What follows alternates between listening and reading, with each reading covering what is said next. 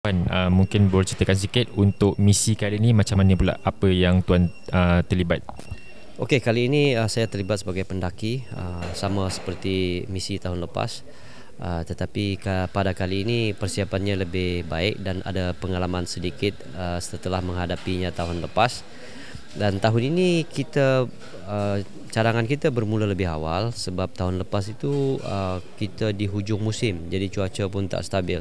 Kali ini kita lebih awal dan kita membuat acclimatize lebih awal. Kita membuat acclimatize ataupun penyesuaian badan kita ini di kawasan tersebut, di kawasan Pergunungan Everest tu selama sebulan. Jadi sepanjang latihan tersebut, bila acclimatize ataupun fizikal kita bersedia untuk summit push ataupun pergi ke puncak, maka kita akan mencari window ataupun hari yang sesuai, yang selamat. Itu advice daripada pihak Sherpa di Nepal lah. Tuan, tahun lepas kali pertama, tak salah saya, Tuan join. Apa yang menyebabkan Tuan join dan untuk meneruskan lagi untuk tahun ini? Okey, semangat kita ambil sebab kita ada perkongsian dengan golongan remaja dan muda. Kita terlibat dalam memberikan motivasi kepada golongan-golongan tertentu. Permulaan ini ialah bila kita trekking ke gunung-gunung biasa di negeri Sabah, di Semenanjung, lepas tu di Annapurna Base Camp, kemudian di Everest Base Camp. Pada ketika itu tak terfikir pun nak pergi ke puncak Everest, tetapi bila kita lihat bahawa ada peluang dan kita cuba potensi kita, jadi itu yang mendorong. Dan perancangan kami ialah selepas ini pada masa akan datang, kami mencadangkan untuk melatih golongan muda untuk menjadi pelapis. Mungkin selepas ini kami habis dah.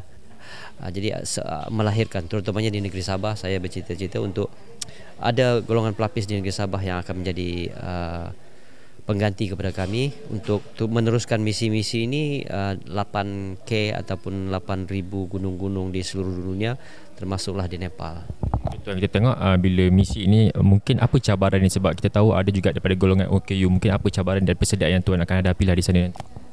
Okey, cabaran tu banyaklah, tapi bila melihat kepada pergunungan tinggi ni ataupun alpine ataupun high altitude mission, cabarannya banyak. Memang teknikal, dia bukannya mudah untuk difahami sebab dia banyak konsep-konsep yang tanpa disiplin memang tak boleh lah. Dia satu disiplin dan keazaman tinggi. Nak cari ilmu, nak cari pengalaman, nak sediakan dalam ruang beberapa tahun ini untuk menyediakan fizikal kita dan pengurusan pasukan.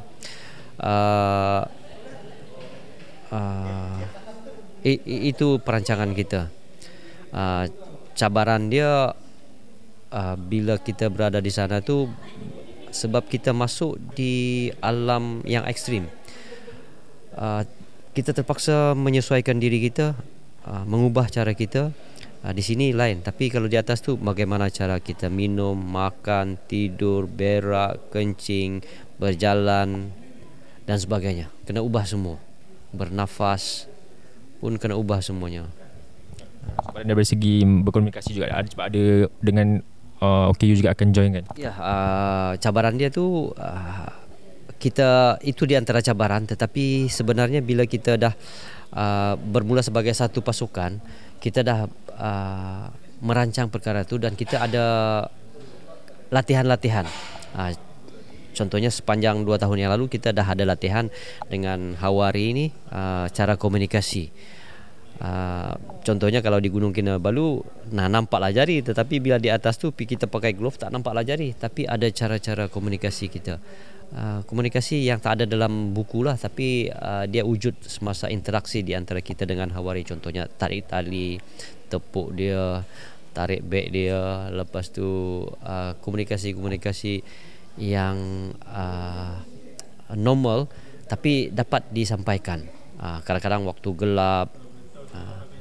Jelas sekali Tuan, apa yang Tuan harapkan lah untuk misi kali ni untuk ke Gunung Everest? Okey, harapan kami ialah misi ini dapat dilaksanakan dan berjaya mengibarkan bendera kita di puncak. Bila kita berada di sana, rupa-rupanya satu perkampungan. Contohnya di Everest Base Camp itu sendiri adalah satu perkampungan antarabangsa.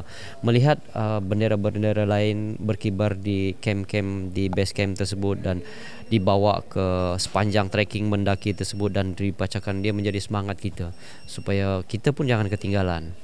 Contohnya negara-negara maju begitu menonjol sebab mereka ada semangat, kemahuan dan semangat rakyat mereka untuk menjadi juara dunia. Jadi itu yang kami harapkan. Kami pun membawa semangat ini dan akhirnya kita bawa juga bahawa negara kita tidak alah juga, tak ketinggalan dalam apa sekalipun. Ini yang kita ingin bawa kembali kepada budak-budak remaja kita ni untuk menjadi minda juara, bukan minda juara kita tetapi juara dalam pelbagai bidang. Kita jangan ketinggalan. Itulah perjuangan kita. Terima kasih Tuan. All the best Tuan. Okay.